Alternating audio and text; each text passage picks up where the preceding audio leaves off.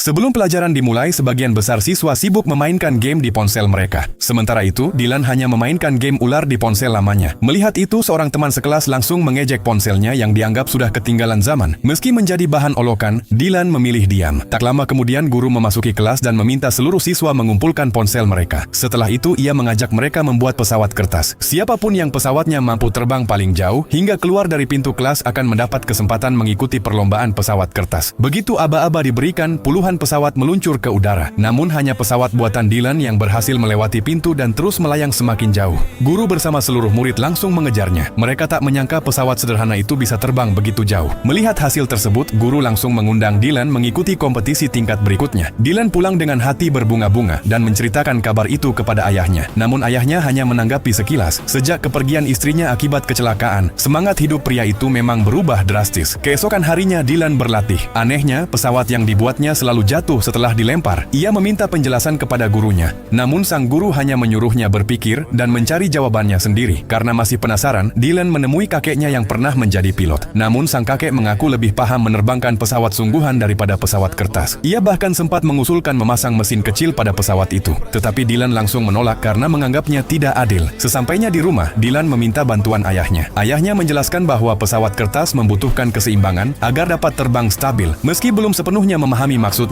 Dylan mulai mencari inspirasi dari berbagai benda yang bisa terbang. Ia membuka gudang dan mengamati berbagai mainan terbang yang tersimpan di sana. Saat sedang memperhatikan sebuah roket mainan yang rusak, teman yang sering mengejeknya datang menghampiri dan menawarkan bantuan memperbaikinya. Dylan menerima tawaran itu tanpa menyimpan rasa kesal. Tak lama kemudian roket tersebut berhasil diperbaiki. Begitu dinyalakan, roket meluncur tinggi ke langit. Namun beberapa saat kemudian arahnya berbalik dan jatuh hingga menembus rumah Dylan. Keduanya hanya bisa saling menatap kaget. Anehnya, sejak kejadian lucu itu mereka justru menjadi akrab dan mulai berteman. Hari seleksi kompetisi akhirnya tiba. Dylan berharap ayahnya menemaninya, tetapi ayahnya kembali tertidur lelap. Karena tidak ingin kehilangan kesempatan, Dylan meminjam sedikit uang dari dompet ayahnya untuk naik bus ke lokasi perlombaan. Dalam babak seleksi, Dylan mendapat ide menekuk sedikit bagian belakang sayap pesawatnya. Perubahan kecil itu membuat pesawatnya meluncur sekitar 30 meter dan membawanya lolos ke babak berikutnya. Sesampainya di rumah, Dylan menceritakan keberhasilannya. Namun ayahnya justru marah karena uang di dompetnya diambil tanpa izin dan melarangnya keluar rumah. Meski tidak mendapat dukungan yang diharapkannya, Dylan tetap mempelajari cara membuat pesawat kertas yang lebih baik sambil terus mengejar impiannya.